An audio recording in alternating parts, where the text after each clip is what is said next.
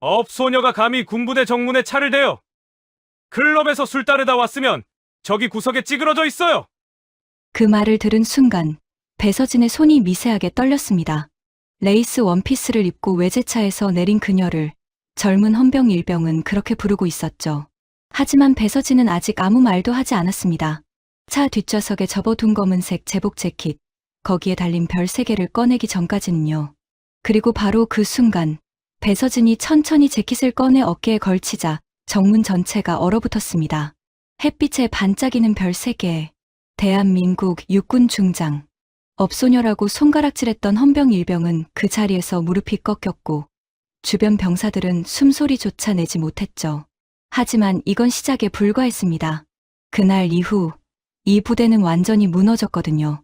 사단장은 직무정지 당했고 헌병대는 전면 재편됐으며 수십 년간 쌓여온 부패와 갑질이 한순간에 폭로됐습니다. 단 한 사람, 별 3개를 단 여자 때문에요.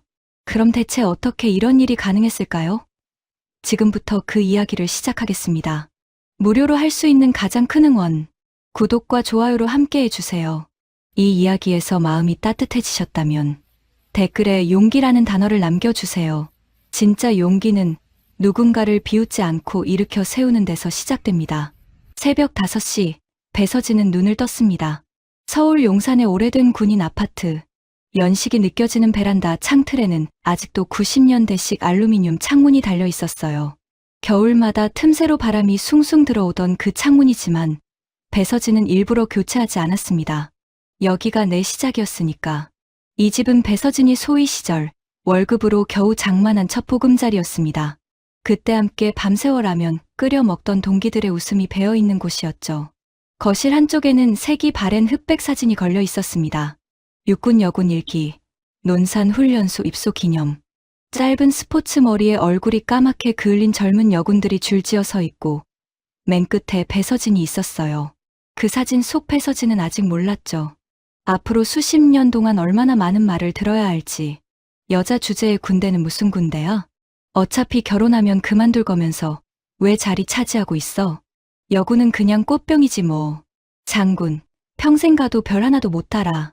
그 말들을 들을 때마다 배서진은 이를 악물었습니다. 더 뛰고, 더 들고, 더 버텼어요.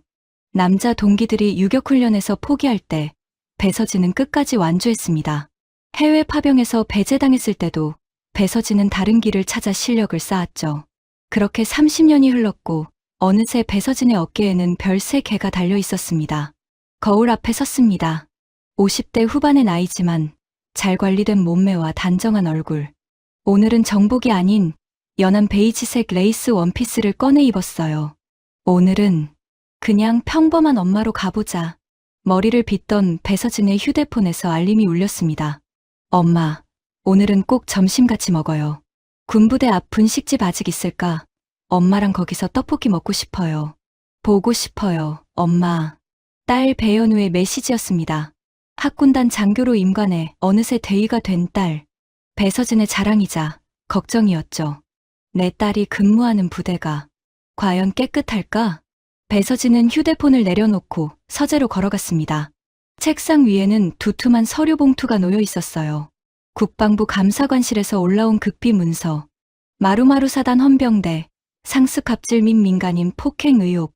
보고서를 넘기는 배서진의 손끝이 차갑게 식었습니다. 제보 내용이 하나하나 눈에 들어왔어요. 헌병대장, 민간인에게 폭언 및 협박, 사단급 간부, 군납업체와 유착 의혹, VIP 접대용 차량, 헌병 차량으로 위장. 그리고 보고서 맨 끝에 한 줄이 적혀 있었습니다. 별 1개만 더 움직이면 이 부대는 바로 정리됩니다. 하지만 윗선의 압력이 너무 셉니다. 장군님, 직접 오셔야 합니다. 배서진은 보고서를 덮으며 쓴웃음을 지었습니다. 윗선의 압력이라. 설마 그 사람이? 머릿속에 한 얼굴이 떠올랐습니다. 20년 전 배서진이 소령이었을 때 상관이었던 그 사람. 여자라서 안 된다며 배서진을 해외 파병 명단에서 지워버렸던 바로 그 사람.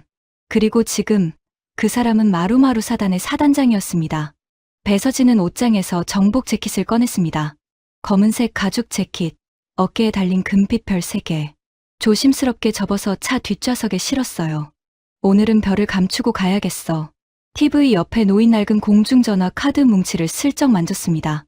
80년대 말, 훈련소에서 남자 동기들이 줄을 서서 여자친구에게 전화하던 그때, 배서진은 집에 돈이 없어 전화를 못 걸었어요.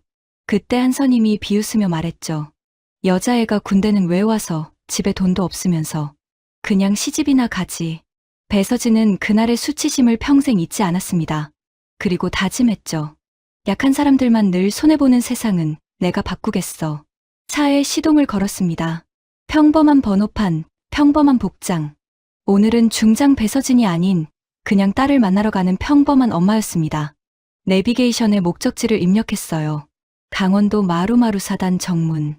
진짜 군대의 모습은 별이 보이지 않을 때 드러나니까. 차가 아파트 단지를 빠져나갔습니다. 100m의 빛이 낡은 건물이 점점 작아졌어요. 저기서 시작된 긴 여정, 그 끝에 별 3개가 있었습니다. 하지만 오늘 배서진은 그 별을 감출 생각이었습니다. 아니, 감춰야만 했어요. 진실은 권력이 보이지 않을 때 모습을 드러내니까요. 차는 경부 고속도로를 달렸습니다. 배서진은 오래된 휴게소 하나를 지나쳤어요. 예전 같았으면 들렀을 곳이었죠. 80년대 장병들이 외박 나갔다 돌아오며 꼭 사오던 호두과자를 파는 곳이었거든요. 이 맛도 이제 아는 사람이 몇이나 될까. 배서진이 창밖을 바라보고 있을 때 휴대폰이 울렸습니다. 여보세요. 육군본부 전력참모부 배서진 중장입니다. 장군님, 어제 보고드린 마루마루 사단건 말입니다. 감사관의 목소리가 조심스러웠어요. 헌병대장이 좀 세게 나온다더군요. 윗선에서 우리를 봐준다. 이런 식으로 으름장을 놓는다는데 혹시 장군님께서 직접 가시는 게 그래서 내가 지금 가는 거예요. 배서진의 목소리는 차분했습니다. 오늘은 그냥 민간인으로요. 이름도 직책도 말 안 할 겁니다. 그래야 진짜 모습이 보이니까. 혹시 위험하시지 않을까요? 내가 논산에서 유격훈련 받던 시절 생각하면 이 정도는 소풍이에요. 통화를 끊은 배서진은 잠시 핸들을 꽉 쥐었습니다. 마음 한편에 묵직한 불안이 올라왔어요. 내 딸이 이런 부대에서 일하고 있을지도 모른다는 게 제일 싫어. 점심 무렵 사단 정문이 보였습니다. 예전 시골 버스터미널 같은 작은 매점 대신 요즘은 프랜차이즈 카페가 자리 잡고 있었어요. 정문 앞에는 하얀 차단봉이 내려져 있고 초병들이 각을 잡고 서 있었죠. 배서진은 차를 천천히 세우고 창문을 내렸습니다. 초병 상병이 다가왔어요. 안녕하십니까. 출입 목적 말씀해 주십시오. 안에 근무하는 딸 좀 보려고요. 오늘 외박 나올 수 있을지 확인하러 왔어요. 평범한 엄마처럼 말하자 상병은 곤란한 표정을 지었습니다. 면회는 지정 요일에만 가능하신데요. 혹시 간부님 가족이신가요? 그냥 딸아이랑 밥만 한 끼 먹으려고 하는데. 상병이 뒤를 돌아보려는 순간이었습니다. 헌병 조끼를 입은 젊은 일병 하나가 뛰어나왔어요. 야, 뭐 하는 거야, 임마. 저런 차는 정문에 세우지 말라고 몇 번을 말했어. 일병의 시선이 배서진을 위아래로 훑었습니다. 화장한 얼굴, 레이스 원피스, 외제차. 그의 머릿속에서 뭔가 잘못된 판단이 내려졌죠. 아주머니, 아니, 아가씨. 일병의 목소리에 비웃음이 섞여 있었습니다. 여기 그런 용도 주차장 아닙니다. 업소녀가 감히 군부대 정문에 차를 대요? 클럽에서 술 따르다 온 거예요? 당장 차 빼요, 지금. 순간 공기가 멈췄습니다. 초병 상병이 눈이 동그래져서 일병을 말리려 했어요. 야, 민간인한테 그런 말이 어디 있어. 조용히 해요, 상병님. 이런 사람들 정문에 주차하면 위에서 다 우리 탓한다고요. 나 오늘 근무 책임자라고. 일병은 더 큰 소리로 배서진에게 말했습니다. 아가씨, 듣고 있어요? 여기 군부대 정문이에요. 장사하러 온 거면 딴 데 가서 하세요. 우리 군인들 순수해요. 알겠어요? 배서진의 손이 미세하게 떨렸습니다. 하지만 표정은 차분했어요. 여전히 똑같구나. 약해 보이면 막말부터 하는 거. 배서진은 일병의 명찰을 슬쩍 확인했습니다. 상민 일병이구나. 내가 내 이름은 왜 봐요? 어쨌든 업소녀 씨. 여기 정문엔 차 대는 자리 없어요. 저기 보이죠? 군인들 출퇴근하는데 방해되고 보기도 안 좋고요. 뒤쪽에서 구경하던 장병들 사이에서 킥킥거리는 웃음이 터졌습니다. 야, 요즘도 저런 차 온다냐? 클럽 행사 지원 왔나 보지 뭐. 주말이면 가끔 온대. 나이 들어 보이는데도 저렇게 입고 다니네. 쯔쯔. 신상민 일병은 더 당당해졌습니다. 주변에서 웃어주니까요. 아가씨, 나 착한 사람이에요. 그러니까 말 잘 들을 때 그냥 차 빼요. 안 그러면 헌병대장님 부를 거예요. 그럼 진짜 곤란해질 텐데? 배서진은 잠시 고개를 숙였습니다. 그리고 천천히 차 문을 열었어요. 알겠어요. 일병이 승리한 듯 웃었습니다. 그렇지. 말 잘 들으면 되는 거예요. 우리 군대는 순수하거든요. 이런데 출입하면. 그런데요. 배서진의 목소리가 조용히 끼어들었습니다. 옷만 하나 걸치고 다시 이야기할까요? 뭐. 신상민 일병이 어리둥절한 표정을 지었습니다. 옷이요? 지금도 충분히 야한데 더 야하게 입으시려고요? 여기 군부대라니까요. 주변에서 또 웃음이 터졌습니다. 야, 저 누나 약간 이상한 사람 아니야? 헌병대장님 불러야 되는 거 아냐? 배서진은 아무 대답 없이 천천히 차 뒷좌석 문을 열었습니다. 그리고 조심스럽게 접어둔 검은색 가죽 재킷을 꺼냈어요. 옛날 장군들을 모시던 운전병들이 항상 다림질하던 그 특유의 광택이 햇빛에 반짝였습니다. 신상민 일병이 비웃듯 말했습니다. 아, 오늘 컨셉이 군인인가 보네요. 요즘 그런 코스프레 업소 많다면서요? 거기서 일하세요? 초병 상병이 거의 울상이 되어 속삭였습니다. 야, 제발 그만해. 진짜 큰일 나겠다, 너. 하지만 신상민 일병은 듣지 않았습니다. 상병님, 괜찮아요. 이런 사람들한테 세게 나가야 다음부터 안 와요. 우리 부대 기강 제대로 세우는 거예요. 배서진은 조용히 재킷을 어깨에 걸쳤습니다. 찰칵, 단추를 하나씩 잠글 때마다 어깨에 달린 계급장이 조금씩 모습을 드러냈습니다. 별 하나, 별 둘, 별 셋. 햇빛이 비치는 각도에 따라 금빛 별 3개가 번쩍였습니다. 정문에 서 있던 모든 병사들의 시선이 그곳으로 빨려 들어갔어요. 저거, 별, 셋. 야, 농담이지. 요즘 여장군이 어디 있다고. 사진으로만 보던 그분. 설마. 초병 상병이 거의 비명을 지르듯 외쳤습니다. 차렷. 전원 차렷. 신상민 일병은 아직 상황을 이해하지 못한 눈치였습니다. 뭐, 장난 좀 했다고 이렇게까지. 그러나 그의 말은 끝까지 이어지지 못했어요. 배서진이 재킷을 정리하고 천천히 헌병대 초소 앞으로 걸어 나왔습니다. 부대 출입자, 통제 책임자는 누구입니까? 그 목소리는 차분했지만 수십 년간 야전에서 병사들을 통솔하던 힘이 배어 있었습니다. 초병 상병이 목이 메인 듯 대답했습니다.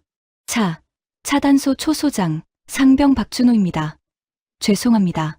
장군님, 저희가 상황을 제대로 파악하지 못하고. 아니요. 배서진의 목소리가 낮게 깔렸습니다. 내가 묻는 건 책임자가 누구냐는 겁니다. 지금 여기에서. 오늘 정문 통제 근무 책임자 말이에요.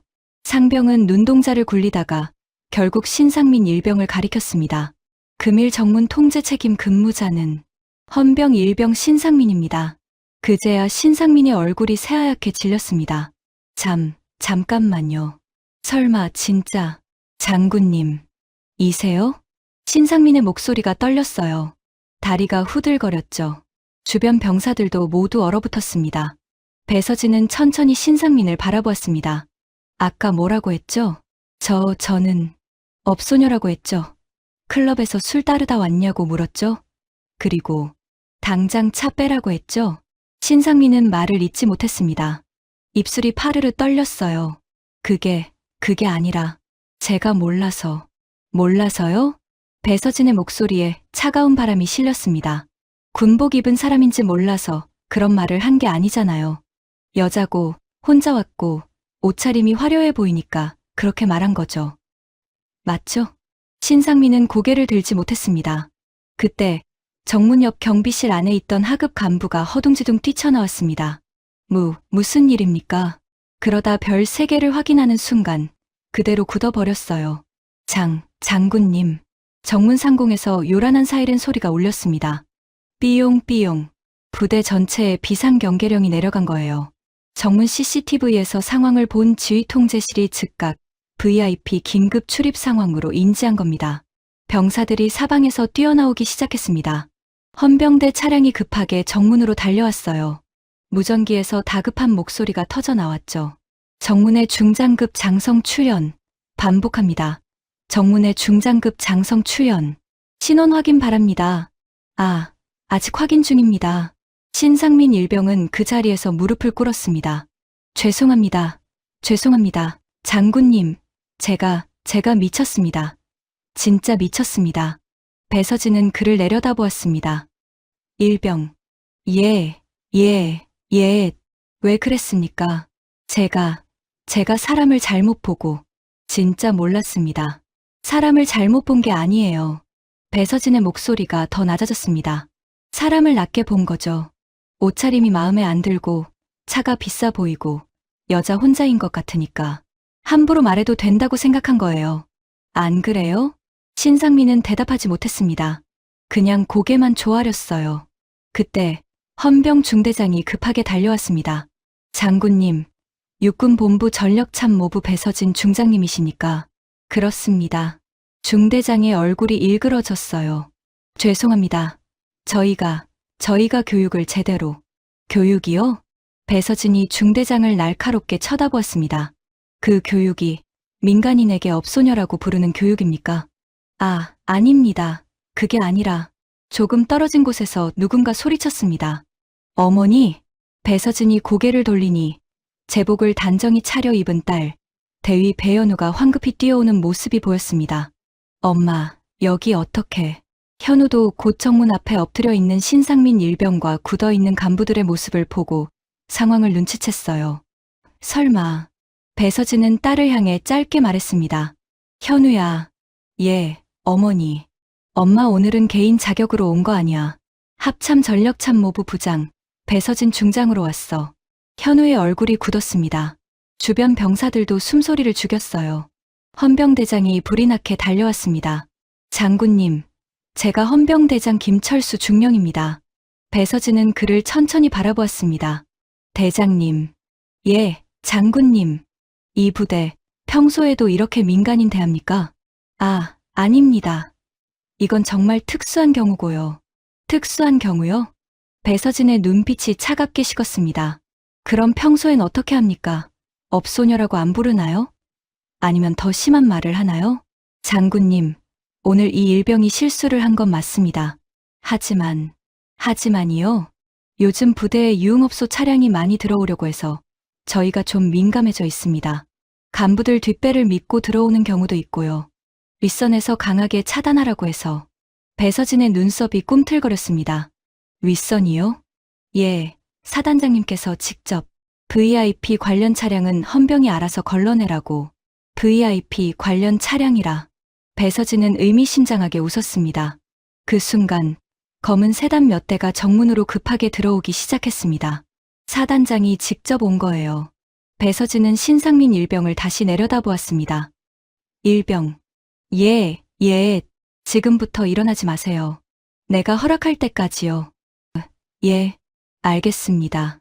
신상민의 목소리가 떨렸습니다. 무릎이 아팠지만 감히 움직일 수 없었어요. 배서진은 정문을 바라보았습니다. 저 너머로 부대의 진짜 모습이 보이기 시작했습니다. 이제부터가 진짜야. 사단장의 차가 정문 앞에 섰습니다. 차 문이 열리고 사단장이 내렸습니다. 50대 중반의 남자, 별 2개가 어깨에 달려 있었어요. 예의상 미소를 지으며 손을 내밀었습니다. 아이고, 중장님.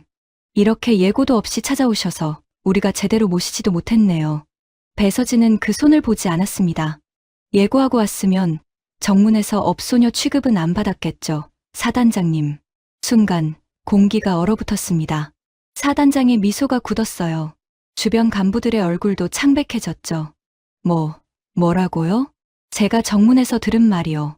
배서진은 천천히 말했습니다. 업소녀가 감히 군부대에 차를 대냐? 클럽에서 술 따르다 온 거냐? 당장 차 빼라. 이런 말들이요. 사단장은 슬쩍 헌병대장을 노려보았습니다. 도대체 어떻게 상황을 처리한 겁니까? 당장 책임자 누구요? 헌병대장이 떨리는 목소리로 대답했습니다. 신상민 일병입니다. 당장 영창 보내. 군법회의 회부. 사단장이 버럭 소리를 질렀어요. 하지만 배서진은 그 장면을 가볍게 흘려보내지 않았습니다. 아닙니다, 사단장님. 예? 이건 저 일병 개인의 문제가 아니에요. 아까 들었습니다. VIP 관련 차량을 헌병이 알아서 걸러내라고 지시하셨다면서요? 사단장은 잠시 멈칫했습니다. 아, 그건. 요즘 부대에 이상한 사람들 많이 드나들지 않습니까? 기자들이나 민간인들, 유흥업소 사람들. 부대 기강을 위해 좀 세게 나가라고 했을 뿐입니다. 세게 나가라고요? 배서진의 목소리에 냉기가 실렸습니다. 그래서 업소녀라는 말까지 나온 거군요. 사단장님이 만든 분위기 속에서요. 사단장의 표정이 굳어졌습니다. 중장님, 그게 저와 무슨 상관이? 사실 중장님께서도 아시지 않습니까? 우리 군이 너무 말단들 징계에만 신경 쓰다 보니 윗선에 대한 신뢰가 떨어진다는 걸. 이런 일은 부대 내부에서 조용히 처리하면 됩니다. 조용히 처리요? 배서진이 한 걸음 다가섰습니다. 일병 하나 감봉시키고 헌병대장 주의 조치 정도면 끝이라는 말씀이신가요? 그 정도면 충분하지 않겠습니까? 굳이 크게 만들 필요는. 그래서요. 배서진의 목소리가 더 낮아졌습니다. 그동안도 그렇게 조용히 처리해 오신 건가요? 부대원 폭행, 민간인 폭언, VIP 접대, 군납업체와의 술자리. 사단장의 얼굴이 순간 일그러졌습니다. 무슨 말씀이십니까? 국방부 감사관실로 여러 건의 제보가 올라갔습니다. 배서진은 차분하게 말했어요. 사단장님과 특정 군납업체 대표가 헌병대 차량을 이용해 강남 룸살롱에 출입했다는 내용도 있었고요. 부대 예산으로 골프 접대를 했다는 증언도 있었습니다. 주변 간부들의 얼굴이 하얗게 질렸습니다. 사단장은 목소리를 낮추며 다가왔어요. 중장님. 예, 그 문제는 윗선에서 이미 정리된 사안입니다. 괜한 오해로 기사라도 나면 군 전체가 욕을 먹습니다. 같은 군인으로서 서로 체면은 좀 세워줘야 하지 않겠습니까? 배서진은 그 말을 듣는 순간 30년 전 기억이 번개처럼 스쳐갔습니다. 여군 중위 시절 한 장군이 회식 자리에서 부하 여군에게 술을 따르게 하려다 배서진이 막아섰던 사건. 그때도 사람들은 말했죠. 같은 군인끼리 체면은 지켜줘야지. 왜 그렇게 유난을 떠? 여자라서 예민한 거야? 그 한마디 때문에 배서진은 몇 년 동안 한직을 전전했습니다. 그 사이 후배 여군은 눈물을 삼키며 전역했어요. 배서진의 속에서 무언가 끊어졌습니다. 사단장님. 그녀의 목소리는 낮고 단단했습니다. 이제 그런 체면 때문에 당하는 사람들을 더 이상 두고 볼 생각이 없습니다. 사단장은 더 이상 웃지 않았습니다. 그럼 중장님께선 대체 뭘 하시겠다는 겁니까? 제가 할 일은 하나뿐이죠. 배서진은 똑바로 사단장을 바라보았습니다. 오늘 이 정문에서 일어난 일, 그리고 이 부대 안에서 벌어지는 모든 일들을 군 최고회의에서 직접 보고하는 것. 사단장의 눈빛이 차갑게 변했습니다. 그렇게까지 하시겠다는 겁니까? 네, 중장님, 군 생활 오래 하셨으면 아실 텐데요. 이렇게 나가시면 중장님만 손해입니다. 위에 계신 분들도 다 아는 사람들이고 저도 나름 인맥이 있습니다. 굳이 적을 만들 필요 있으세요? 배서진은 웃었습니다. 적이요? 사단장님, 전 이미 30년 동안 적 천지에서 살아왔어요. 여자라는 이유만으로요. 그리고요. 배서진이 한 걸음 더 다가섰습니다. 사단장님, 기억하세요? 20년 전 제가 소령이었을 때요. 사단장의 얼굴이 미세하게 굳었습니다. 제가 해외 파병 신청했을 때 사단장님이 뭐라고 하셨죠? 그건 여자라서 안 된다고 하셨죠. 남자들 사기 떨어진다고. 여군은 후방에서 행정이나 하는 게 맞다고. 그렇게 말씀하셨잖아요. 주변이 조용해졌습니다. 딸 현우가 긴장된 얼굴로 어머니를 바라보았어요. 사단장은 잠시 침묵하다가 말했습니다. 그땐 시대가 그랬습니다. 시대가 그랬다고요? 배서진의 목소리가 떨렸습니다. 그 시대를 만든 게 누군데요? 바로 사단장님 같은 분들이잖아요. 그리고 지금도 여전히 그 시대를 이어가고 계시잖아요. 순간 사단장의 입에서 마치 본심이 튀어나오듯 말이 나왔습니다. 역시 여자는 한번 감정이 폭발하면 무섭다니까. 이성적으로 판단을 못해. 그 말은 그 자리에 있던 누구도 예상하지 못한 자살골이었습니다. 배서진은 깊게 한숨을 쉬었습니다. 좋습니다. 뭐가 좋습니까? 이제 확신이 섰어요. 이건 단순히 일병의 막말이 아니라 윗선의 인식 문제라는 걸. 사단장님이 방금 증명해 주셨네요. 배서진은 천천히 돌아서며 말했습니다. 딸, 예, 어머니. 이 부대 작전 회의실, 지금 당장 비워. 2시간 뒤에 정 간부 소집해. 알겠습니다. 배서진은 마지막으로 사단장을 바라보았습니다. 오늘 이 부대의 진실을 전부 꺼내놓을 겁니다. 사단장님도 준비하세요. 그날 오후 3시 사단본부 작전 회의실. 넓은 회의실이 긴장감으로 가득 찼습니다. 사단장 이하 주요 참모, 헌병대 간부, 그리고 몇몇 하사관 대표들이 모였어요. 회의실 한쪽에는 긴장한 얼굴의 신상민 일병도 서 있었죠. 배서진은 회의실 맨 앞에 섰습니다. 지금부터 마루마루 사단 인권 및 기강 실태 특별 점검을 시작하겠습니다. 몇몇 간부들이 눈을 굴렸어요. 아니, 이걸 지금 여기서 다루실 일인가? 장군님이 너무 감정적으로 나가시는 거 아닌가? 배서진은 그 말들을 무시하고 계속 말했습니다. 오늘 정문에서 있었던 일은 빙산의 일각입니다. 제가 국방부 감사관실에서 받은 제보 내용을 보면 이 부대에는 훨씬 더 심각한 문제들이 있어요. 사단장이 팔짱을 끼며 말했습니다. 중장님, 근거도 없는 제보를 믿고 이렇게까지 하시는 겁니까? 부대 사기만 떨어뜨리는 거 아닙니까? 근거요? 배서진이 서류 봉투를 꺼냈습니다. 여기 다 있습니다. 사진, 녹취록, 증언. 하나하나 읽어드릴까요? 회의실이 조용해졌어요. 그때 예상외로 먼저 입을 연 사람이 있었습니다. 한중년 부사관이었어요. 장군님, 한 말씀만 드려도 되겠습니까? 배서진이 고개를 끄덕이자 부사관은 마른 침을 삼켰습니다. 저 부사관으로 25년째 근무 중입니다. 솔직히 말씀드리면 이 부대 많이 썩었습니다. 사단장이 버럭 소리를 질렀습니다. 야, 너 지금 무슨 소리 하는 거야? 하지만 부사관은 멈추지 않았어요. 윗분들 골프 치고 술자리 가실 때 헌병들 불러서 운전시키고 병사들 심부름 보내는 거 다들 알고 있습니다. 근데 누구도 입을 못 열어요. 말하는 순간 인사고가 끝이니까요. 진급도 끝이고요. 허위사실 유포 중대장. 사단장이 고함을 질렀습니다. 지금 당장 그만두고 나가. 군법회의 감이야. 사단장님.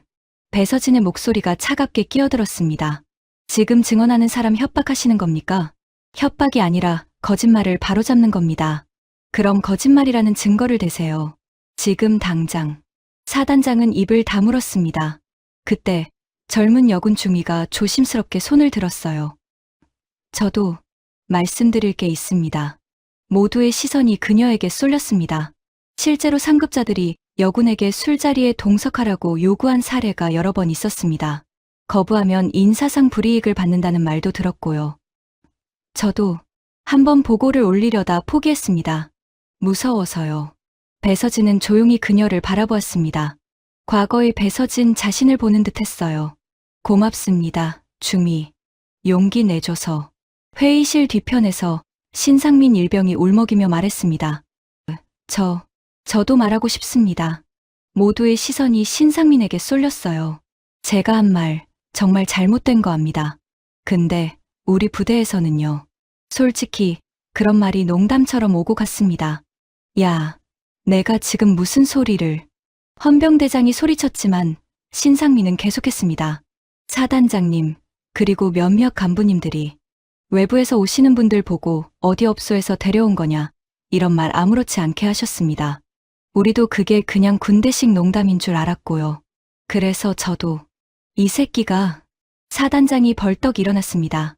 너 지금 누구 말을 하고 있는지 알기나 해? 내가 감히 사단장한테. 배서진이 손을 들어 제지했습니다. 사단장님, 지금은 병사의 입을 막을 때가 아닙니다. 이건 명백한 모함입니다. 저 일병놈이 자기 잘못 덮으려고 거짓말하는 거예요. 그럼 거짓말이라는 증거를 대세요. 배서진이 차분하게 말했습니다. 아니면 CCTV 녹화 기록을 다 확인해 볼까요? 사단장님 차량 운행 기록도 조회하고요. 군납업체 대표와의 통화 기록도 확인하면 되겠네요. 사단장의 얼굴이 하얗게 질렸습니다. 잠시 침묵이 흘렀어요. 배서진이 천천히 말했습니다. 내가 군 생활을 하면서 깨달은 게 하나 있습니다. 군대의 썩은 냄새는 늘 아래에서 나는 것처럼 보이지만 실제로는 윗물에서부터 썩는다는 거예요. 배서진은 회의실을 둘러보았습니다. 오늘 신상민 일병이 한 말, 분명히 잘못했습니다. 하지만 저 일병은 어디서 그런 말을 배웠을까요? 누가 그런 분위기를 만들었을까요? 아무도 대답하지 않았습니다. 바로 여기 계신 분들입니다. 배서진의 목소리가 회의실 전체를 채웠어요.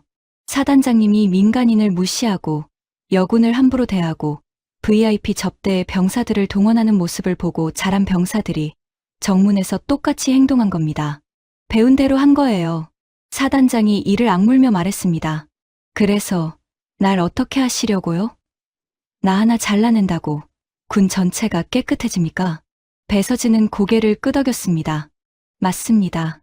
사단장님 한 분 잘라낸다고 모든 문제가 해결되진 않겠죠. 그럼, 하지만 시작은 할 수 있습니다. 배서진의 목소리가 단단해졌습니다. 그리고 저는 그 시작이 되려고 별 3개를 달았습니다. 여자라는 이유로 무시당하고 깔보이고 좌천당하면서도 여기까지 온 이유가 바로 이겁니다. 회의실이 고요해졌어요. 배서진은 딸 현우를 바라보았습니다. 현우야. 예, 어머니. 국방부 감사관실에 연락해. 특별감사단 파견 요청한다고. 그리고 군사경찰대도 불러. 알겠습니다. 사단장이 비웃었습니다. 중장님, 그렇게 나가시면 중장님도 군에서 오래 못 버팁니다. 위에 계신 분들이 가만 안 둘 거예요. 그럴 수도 있겠죠. 배서진은 담담하게 말했습니다. 하지만 저는 벌써 30년 동안 버텨왔어요. 조금 더 버티는 거 어렵지 않습니다. 배서진은 회의실을 나서며 마지막으로 말했습니다. 내일 아침까지 이 부대의 모든 비리 관련 자료를 제 앞에 올려놓으세요. 안 그러면 제가 직접 찾아내겠습니다. 문이 닫혔습니다. 회의실에 남은 사람들은 아무 말도 하지 못했어요. 그리고 그날 밤 부대 안에서는 이상한 기류가 흘렀습니다. 여장군이 진짜 뒤집어 엎는다던데? 사단장님 직무정지 된대. 이거 진짜 큰일 나는 거 아냐? 그날 밤 배서진은 부대 안장교 숙소에서 묵었습니다. 낡은 침대에 누웠지만 잠이 오지 않았어요. 창밖으로 보이는 연병장, 그곳에서 수많은 병사들이 구보를 뛰고 있었죠. 저 아이들은 과연 깨끗한 군대를 경험하고 있을까? 휴대폰이 울렸습니다. 국방부 차관이었어요. 배 중장. 예, 차관님. 자네, 무슨 짓을 하고 있는 건가? 지금 마루마루 사단에서 난리가 났다는 보고가 올라왔네. 사단장을 직무정지 시키겠다고? 배서진은 침착하게 대답했습니다. 제보 내용이 사실로 확인되고 있습니다. 민간인 폭행, VIP 접대, 군납 비리까지요. 그건 그렇다 치고 왜 이렇게 요란하게 하는 건가? 조용히 처리하면 될걸. 조용히 처리하다가 30년 동안 아무것도 안 바뀐 겁니다. 차관님. 배 중장. 차관의 목소리가 높아졌어요. 자네, 진급 생각 안 하나? 대장 달 생각 없나? 이렇게 나가면 자네만 손해야. 군에서 정 만들어봤자 좋을 거 하나도 없어. 저기요? 배서진은 쓴웃음을 지었습니다. 차관님, 전 이미 30년 동안 적 천지에서 살아왔습니다. 여자라는 이유만으로요. 이제 와서 적 몇 명 더 늘어나는 거 상관없습니다. 배 중장, 정신 차리게. 저는 정신 똑바로 차리고 있습니다. 오히려 차관님께서 정신 차리셔야죠. 이런 부대가 얼마나 더 있는지 아십니까? 통화가 끊겼습니다. 배서진은 휴대폰을 내려놓고 한숨을 쉬었어요. 하지만 흔들리지 않았습니다. 이제 와서 물러설 수는 없어. 다음 날 아침 7시, 배서진은 사단장실로 향했습니다. 문을 열자 사단장이 이미 앉아 있었어요. 얼굴이 수척했죠. 밤새 한숨도 못 잔 듯 했습니다. 중장님, 사단장님, 앉으시죠. 배서진은 앉지 않았습니다. 서서 이야기하겠습니다. 사단장은 쓴웃음을 지었어요. 역시 끝까지 가시려는 거군요. 처음부터 그럴 생각이었습니다. 중장님. 사단장이 서류를 하나 꺼냈습니다. 이거 보십시오. 제가 그동안 이 부대를 위해 한 일들입니다. 훈련 성적 향상, 병역 문화 개선, 복지 시설 확충. 나름대로 열심히 했습니다. 알고 있습니다. 그런데 왜 이렇게까지 하십니까? 사단장의 목소리가 떨렸어요. 한두 가지 실수 때문에 제가 해온 모든 걸 무너뜨리시려고요? 한두 가지요? 배서진이 차갑게 말했습니다. 사단장님, 이게 한두 가지 실수로 보이십니까? 민간인 무시하고, 여군 성희롱하고, 병사들 사적으로 부리고 군납업체랑 유착하고 이게 실수입니까? 이건 범죄입니다. 배서진의 목소리가 단호했어요. 사단장은 잠시 침묵하다가 말했습니다. 중장님, 솔직히 말씀드리죠. 저만 이런 게 아닙니다. 군 전체가 다 이래요. 중장님도 아시잖아요. 골프 접대, 술자리 동원, 이런 거 안 하는 부대가 어디 있습니까? 그래서요? 그러니까 저만 잘라내봤자 소용없다는 겁니다. 차라리 조용히 덮고 앞으로 잘하겠다고 하면 안 됩니까? 배서진은 고개를 저었습니다. 안 됩니다. 왜입니까? 왜냐하면 배서진이 창밖을 바라보았어요. 연병장에서 구보하는 병사들이 보였습니다. 저 아이들 때문입니다. 저 아이들이 썩은 군대를 보고 배우면 또다시 똑같은 군대가 만들어져요. 그 악순환을 제 손으로 끊고 싶습니다. 사단장이 비웃었습니다. 중장님, 이상주의자시네요. 군대가 그렇게 쉽게 바뀝니까? 중장님 한 사람이 뭘 할 수 있다고요? 한 사람이 시작하면 10사람이 따라옵니다. 100사람, 1000사람이 따라와요. 그렇게 바뀌는 겁니다. 꿈 같은 소리. 사단장님. 배서진이 사단장을 똑바로 바라보았습니다. 사단장님이 젊은 장교였을 때 저에게 하셨던 말 기억나십니까? 사단장의 눈이 흔들렸어요. 여자라서 해외 파병은 무리다. 남자들 사기 떨어진다. 여군은 후방에서 행정이나 하는 게 맞다. 그렇게 말씀하셨죠. 그땐 시대가 그랬습니다. 그 시대를 바꾸려고요. 배서진의 목소리가 떨렸습니다. 나 같은 사람이 악역을 맡는 겁니다. 사단장님은 시대 탓을 했지만 저는 이유를 만들고 싶지 않아요. 핑계를 대고 싶지 않습니다. 사단장은 한숨을 쉬었어요. 나도 나름대로 부대 잘 돌려보려고 한 겁니다.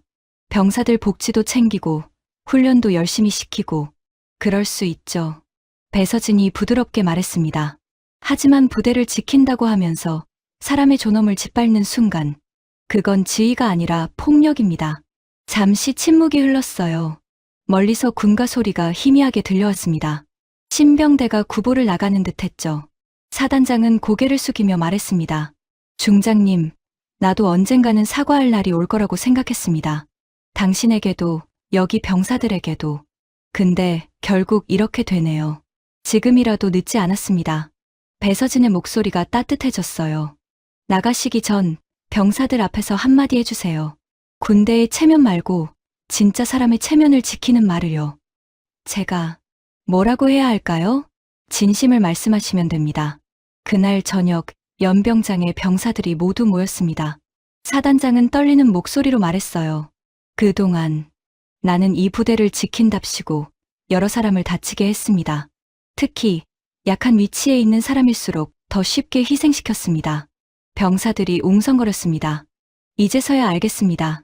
군대의 명예는 위에서 지키는 것이 아니라 가장 아래에 있는 병사의 눈물을 닦아줄 때 지켜진다는 것을. 미안합니다. 정말 미안합니다. 사단장의 목소리가 떨렸어요. 진심이 느껴졌습니다. 병사들 사이에서 누군가는 고개를 돌렸고 누군가는 조용히 눈물을 훔쳤어요. 그 모습을 멀리서 지켜보던 배서진은 속으로 중얼거렸습니다. 이제야 조금은 별 3개의 의미에 다가가는 것 같네. 딸 현우가 다가와 속삭였습니다. 엄마, 국방부 특별감사단이 내일 아침 도착한대요. 알았어. 엄마는 괜찮으세요? 위에서 압력 들어온다는 얘기 들었어요. 배서진은 딸의 손을 잡았습니다. 괜찮아.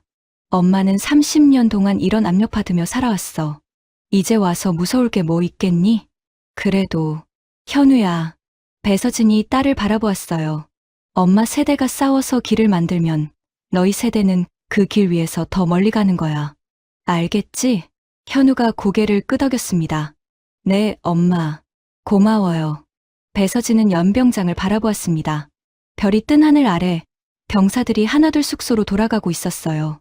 별 3개의 진짜 힘은 무릎 꿇게 만드는 데 있는 게 아니야.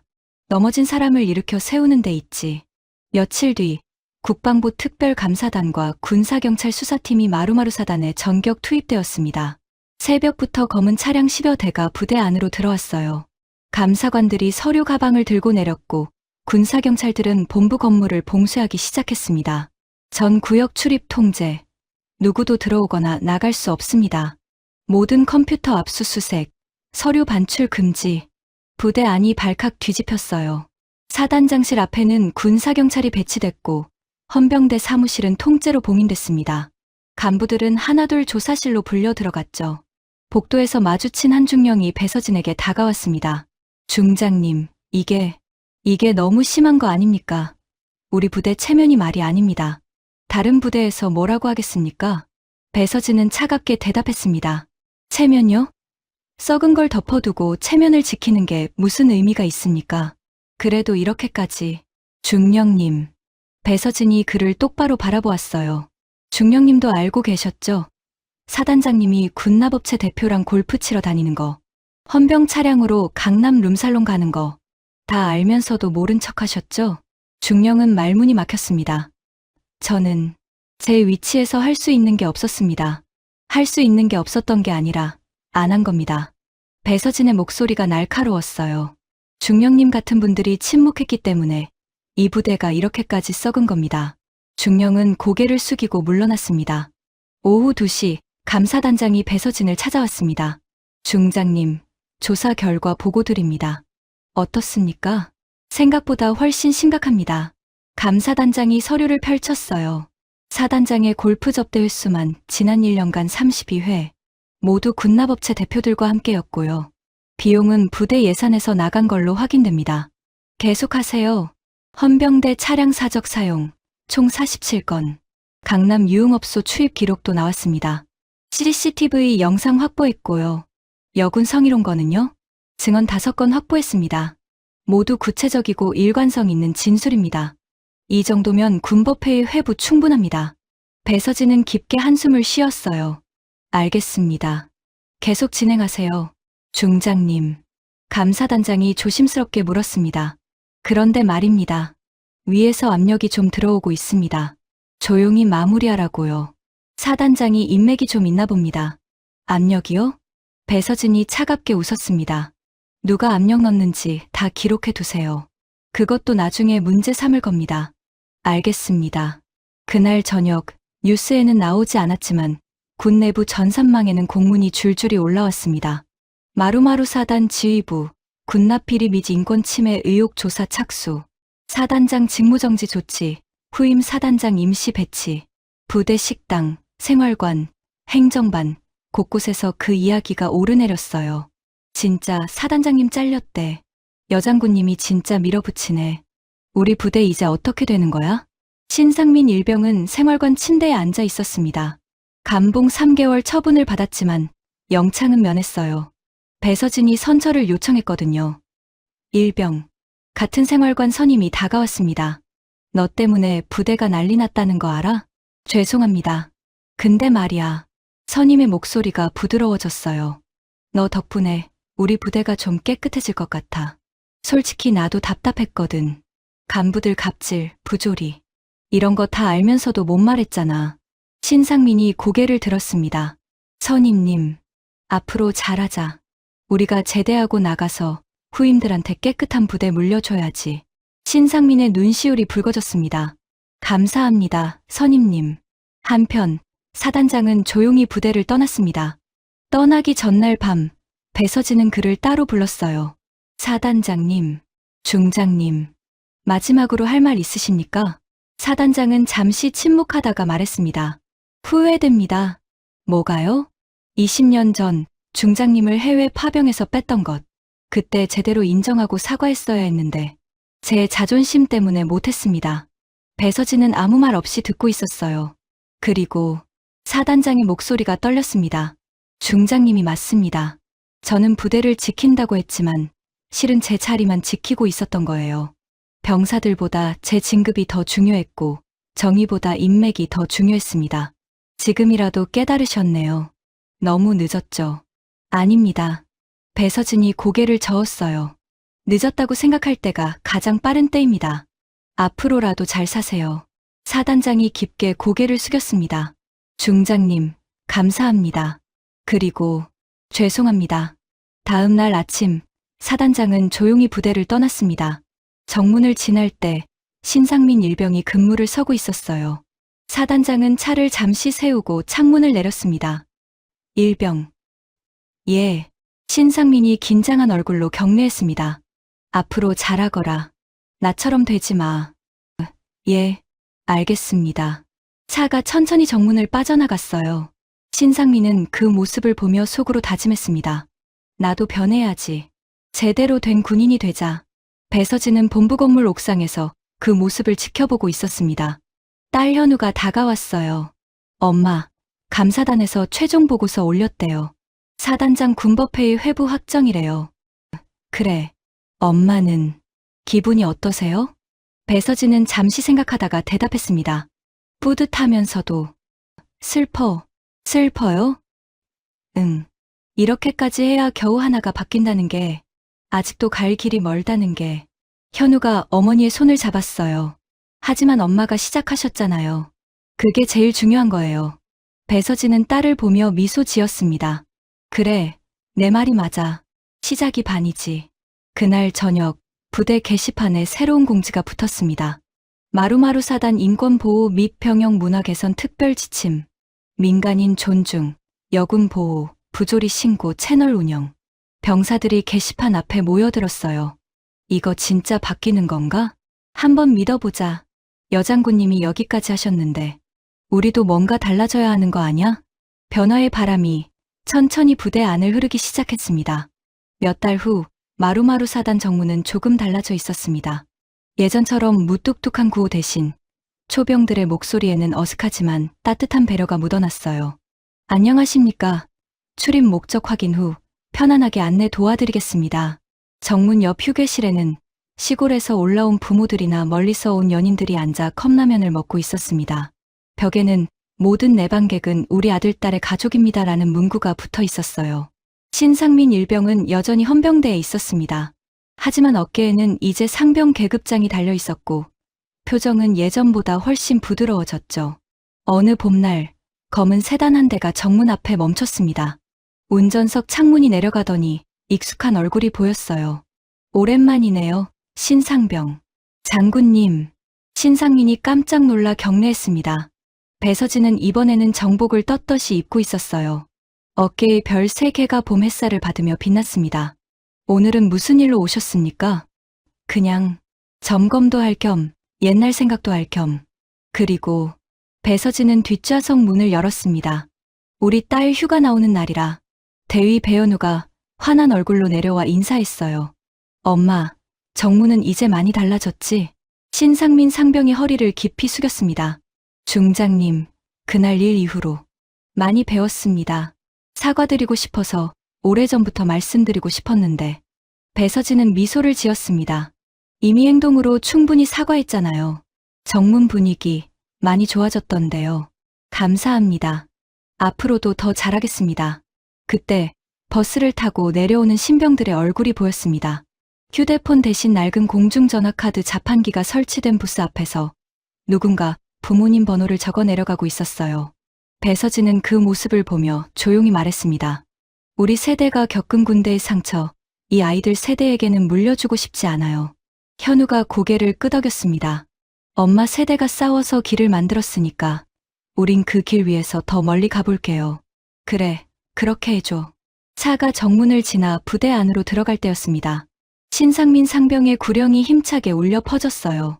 마루마루 사단 정문 이상 없음. 모든 내방객은 우리 부모님, 우리 가족입니다. 배서진은 백미러로 그 모습을 바라보며 조용히 미소 지었습니다. 부대 안으로 들어가니 연병장에서 훈련하는 병사들이 보였어요. 예전과는 확연히 다른 분위기였죠. 간부들의 목소리에 존중이 실려 있었고 병사들의 표정에는 억압이 아닌 신뢰가 보였습니다. 딸. 예, 엄마. 이 부대 정말 많이 달라. 네. 새로 오신 사단장님이 정말 열심히 하세요. 병영 문화 개선, 인권 교육, 신고 채널 활성화 다 제대로 돌아가고 있어요. 다행이네. 배서진은 창밖을 바라보았습니다. 하나가 바뀌니까 열이 바뀌고 백이 바뀌는구나. 점심시간 배서진과 현우는 부대 밖 작은 분식집에 앉았습니다. 현우가 어렸을 때 자주 오던 그곳이었어요. 엄마, 여기 떡볶이 맛 그대로네요. 그러게. 변하지 않는 것도 있구나. 현우가 떡볶이를 먹다가 물었습니다. 엄마, 그때 무섭지 않았어요? 위에서 압력도 많이 들어왔다면서요. 배서진은 잠시 생각하다가 대답했습니다. 무섭긴 했지. 하지만 더 무서운 건 아무것도 안 하고 가만히 있는 거였어. 왜요? 그럼 아무것도 안 바뀌잖아. 내가, 너희 후배들이 또다시 똑같은 고통을 겪을 테니까. 현우의 눈시울이 붉어졌어요. 엄마, 고마워요. 엄마가 아니었으면 이 부대는 절대 안 바뀌었을 거예요. 아니야. 배서진이 딸의 손을 잡았습니다. 엄마 혼자 한 게 아니야. 용기 내서 증언해준 부사관들, 신상민 일병처럼 변하려고 노력한 병사들, 그리고 너처럼 묵묵히 자기 자리를 지킨 사람들. 다 같이 한 거지. 그래도 엄마가 시작하셨잖아요. 배서진은 미소 지었습니다. 그래, 시작은 엄마가 했어. 하지만 끝은 너희가 만들어야 해. 식사를 마치고 돌아오는 길, 배서진은 다시 정문을 지나갔습니다. 신상민 상병이 여전히 근무를 서고 있었어요. 이번에는 한 할머니가 손자를 면회왔는지 신상민이 친절하게 안내하고 있었습니다. 할머니, 여기 앉아 계시면 곧 연락할 거예요. 따뜻한 물 한 잔 드릴까요? 아이고, 고맙네. 요즘 군인들 참 착하구만. 배서진은 그 장면을 보며 속으로 생각했습니다. 이게 진짜 군대의 모습이야. 강해서가 아니라 따뜻해서 존경받는 군대. 차가 부대를 완전히 빠져나갈 때였습니다. 휴대폰이 울렸어요. 국방부 차관이었습니다. 배 중장. 예, 차관님. 자네가 한 일, 이제 다른 부대에도 퍼지고 있네. 병영문학에선 우수 사례로 선정됐어. 곧 전군에 공유될 거야. 배서진은 놀랐습니다. 정말입니까? 그래. 솔직히 말하면 처음엔 자네가 너무 나간다고 생각했네. 하지만 결과를 보니 자네 말이 맞았어. 고생했네, 배 중장. 감사합니다, 차관님. 통화를 끊은 배서진은 깊은 한숨을 쉬었습니다. 현우가 물었어요. 엄마, 무슨 전화예요? 우리 부대가 우수 사례가 됐대. 정말요? 대박. 그러게. 한 사람이 시작하면 10사람이 따라오고 100사람이 따라온다더니 진짜 그렇게 되는구나. 배서진은 하늘을 바라보았습니다. 한때는 자신을 짓밟던 말, 여자 주제에라는 말에 맞서 버텨온 세월이 주마등처럼 스쳤어요. 이제 배서진의 마음에는 하나의 문장만 남아 있었습니다. 별 3개의 진짜 힘은 무릎 꿇게 만드는 데 있는 게 아니야. 넘어진 사람을 일으켜 세우는 데 있어. 그날 저녁, 배서진은 집으로 돌아왔습니다. 낡은 군인 아파트, 90년대식 알루미늄 창문이 여전히 그곳에 있었어요. 거실 벽에 걸린 흑백 사진을 바라보았습니다. 육군 여군 일기, 논산 훈련소 입소 기념. 짧은 스포츠 머리에 얼굴이 까맣게 그을린 젊은 배서진이 웃고 있었죠. 그때의 나한테 말해주고 싶어. 괜찮다고, 내가 버틴 만큼 세상이 조금씩 바뀐다고. 배서진은 제복 재킷을 벗어 옷걸이에 걸었습니다. 어깨에 별 3개가 조명빛에 반짝였어요. 그 별은 이제 두려움의 상징이 아니었습니다. 변화의 상징이었죠. 희망의 상징이었습니다. 그리고 무엇보다 용기의 상징이었어요. 배서진은 창밖을 바라보았습니다. 저 멀리 불 켜진 다른 군인 아파트들이 보였죠. 저 안에도 나처럼 버티고 있는 사람들이 있겠지. 여자라서, 약해 보여서, 계급이 낮아서, 온갖 이유로 힘들어하는 사람들. 배서진은 속으로 다짐했습니다. 나는 계속 싸울 거야. 별 3개가 있는 동안 할 수 있는 모든 걸 할 거야. 자신의 싸움이 누군가에게는 위로가 되고 누군가에게는 용기가 된다는 것을. 그리고 그렇게 세상은 조금씩 바뀐다는 것을. 한 사람의 별 3개가 조금은 다른 세상을 만들어 가고 있었습니다. 오늘 이야기 어떠셨나요? 여러분은 사람을 겉모습만 보고 판단한 적 없으신가요? 오늘 이야기 속 헌병은 레이스 원피스를 입은 여성을 업소녀로 오해했지만 그녀는 별 3개를 단 중장이었습니다. 진짜 힘이란 무엇일까요? 그것은 권력으로 누군가를 무릎 꿇게 만드는 게 아니라 넘어진 사람을 일으켜 세우는 데 있습니다.